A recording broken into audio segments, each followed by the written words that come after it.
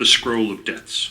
The next morning Finn lay asleep after his adventure with the Lady of the Winter Burning. As he slept, the High King spoke secretly to Gall McMorna. "Our young friend has done what no man of us could do," said the king. "I am put under heavy bonds of obligation." "Softly," said Gall. "He has done well so far, even very well perhaps, but his victories have been deeds of magic, not might, while I do not belittle this unsavory aptitude. Still, I cannot help associating it with witches and wizards and druids and such, rather than with men of high courage and good mettle." "All very well," said the king, "but winning is winning and losing is losing.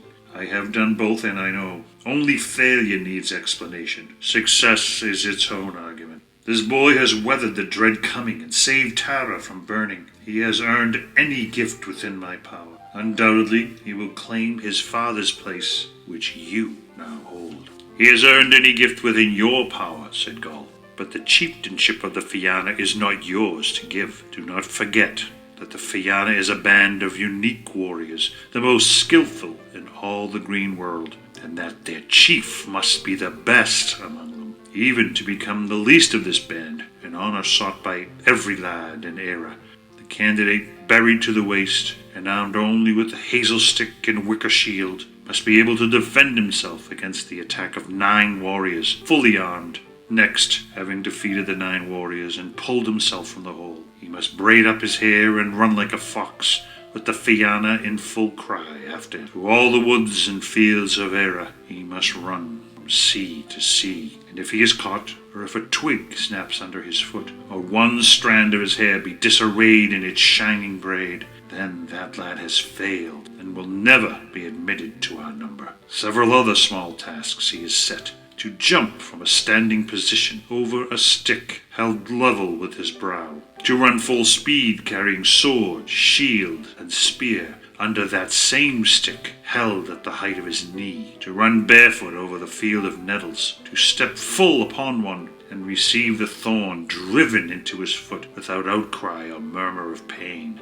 Then, hopping, and without losing speed, to remove that thorn from his foot, and so proceed over the field. Until our lad can perform these trifles, he will be less than that of the least of us, let alone qualified to be our chief. Magic alone won't do it, nor a gift of song, nor a trick of words. It's by weapons we live. By the death of our enemies do we prosper. By spear shock, sword thrust, mail-denting blow of fist, by kick that can shatter walls, by stealth of dagger, swiftness of arrow, blunt argument of club, and, above all, by that delight in battle which can transform the bloodiest encounter into pleasant hours, the meatiest murder into food for jest.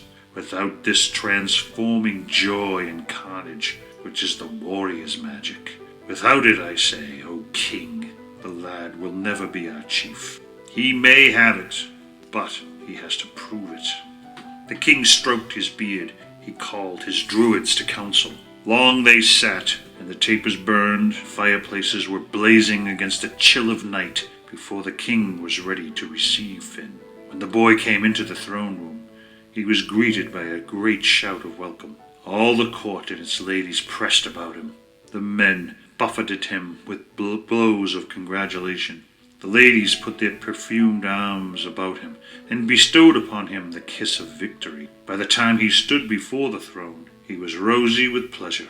The very shadows seemed to be dancing in celebration, and the world and its ways sat very sweet upon him. The king rose and came down from his throne, a sign of high courtesy. "You have brought us safely through the winter burning. We, at Tara, appointed by the gods to guide the destinies of Era, do thank you. Through us, all people of our domain thank you. Now, Finn McCool, you must know that this deed has put us under bond of obligation. You may ask whatever lies in my power to bestow." "Great king, kind host, I am grateful for your words. There is nothing I would claim, save that which I would have asked my father had he lived. The chieftainship of the Fianna." The buzz of voices fell away. Laughter ceased. Every belted man and every green-clad lady turned eyes away from Finn to look upon Gall McMorna, who stood, as always, at the king's right hand. Silence thickened.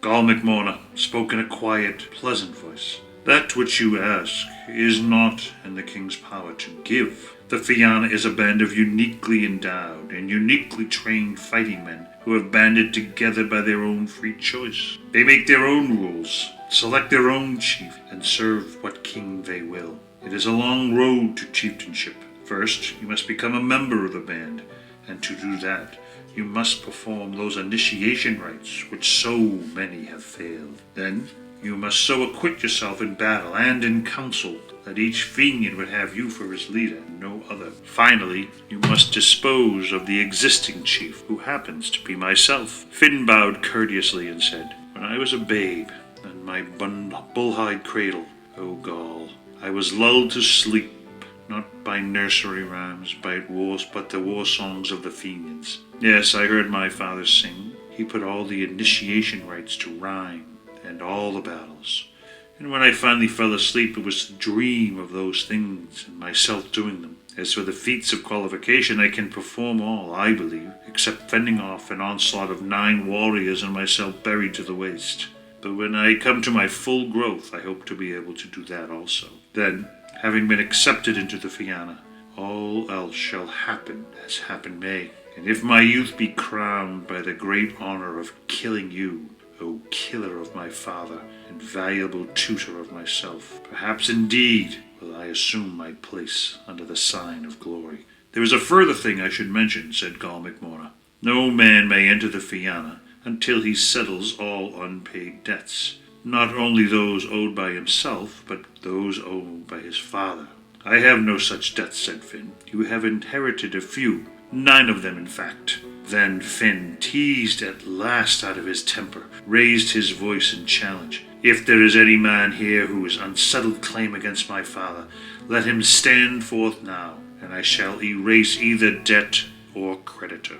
Softly, said God. I will explain these debts.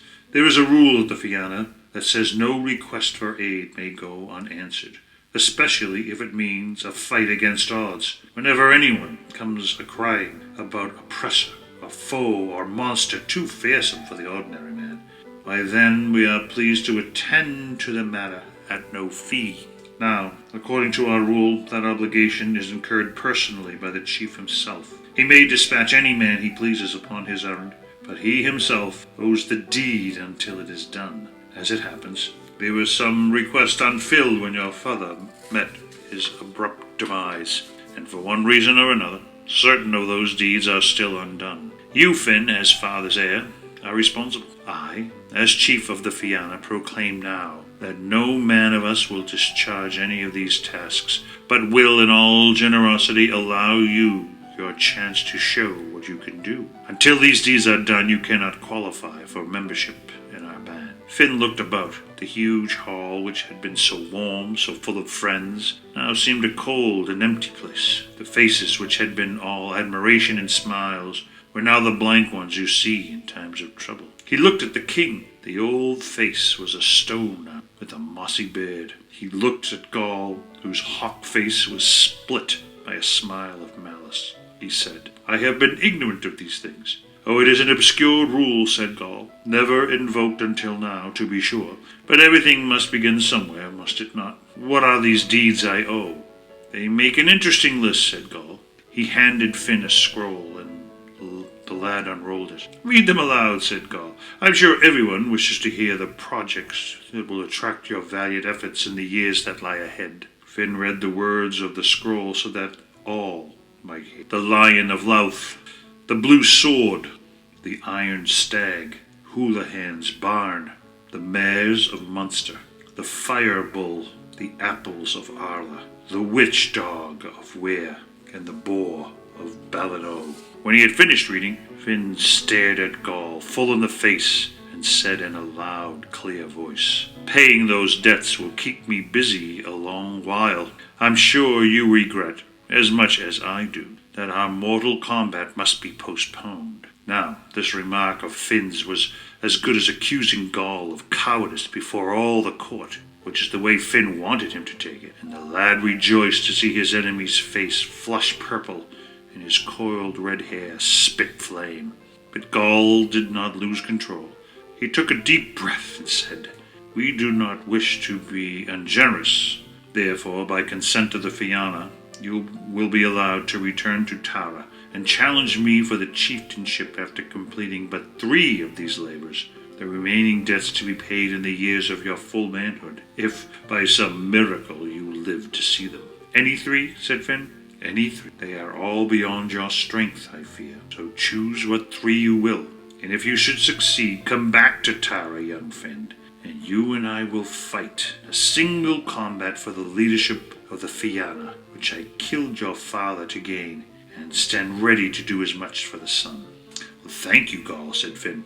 "I trust I shall know how to repay your generosity when the time comes." "Thank you, King, for your hospitality. Thank you all, sirs and ladies, for wit and beauty and courtesy. Farewell now. I will return after doing the 3rd deed." So saying, he left the throne room and the castle.